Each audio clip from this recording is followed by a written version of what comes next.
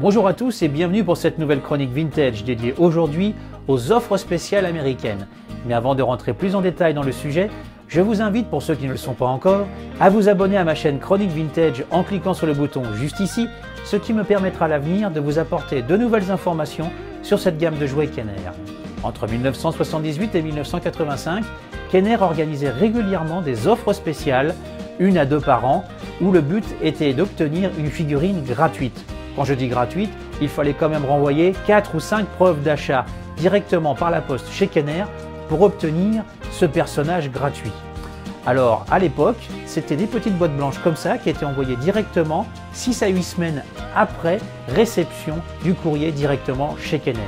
Aujourd'hui, nous allons parler d'une offre spéciale qui n'a jamais été réalisée, l'offre spéciale pour la figurine de Han Solo Tony Trenchcoat. Nous rentrons plus en détail dans cette mystérieuse offre spéciale. Les emballages de jouets étaient d'excellents supports publicitaires pour présenter les nouvelles figurines inédites qui seraient disponibles quelques mois plus tard dans les rayons des magasins. Directement imprimées avec les emballages ou collées avec un autocollant, ces offres spéciales étaient facilement repérables avec leurs couleurs vives recto de l'emballage, avec des informations au verso qui permettaient de comprendre les conditions de l'offre promotionnelle afin de recevoir le nouveau personnage à la maison.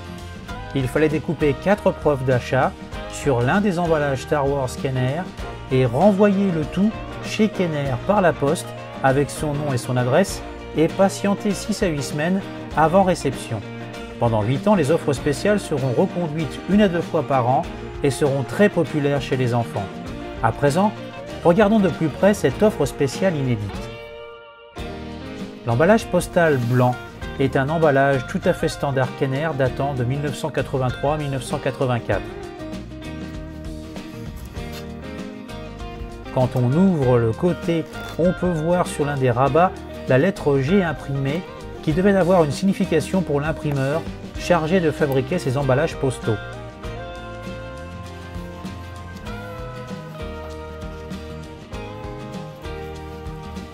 La figurine de Han Solo Tony Trenchcoat est livrée avec un sachet transparent classique avec l'imprimé fabriqué à Hong Kong dessus et scellé à la base par un ruban adhésif qui a cassé au bout de 40 ans de bons et loyaux services. J'ai préféré laisser la figurine dans son sachet, celle-ci n'a pas bougé depuis 30 ans, date à laquelle je l'avais achetée à un ancien responsable commercial de Kenner.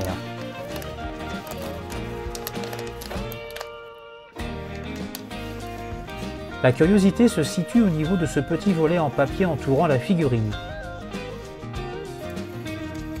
On y découvre les informations en noir et blanc de l'offre promotionnelle avec le personnage, mais la boîte ne contient pas de catalogue comme la plupart des offres de cette catégorie.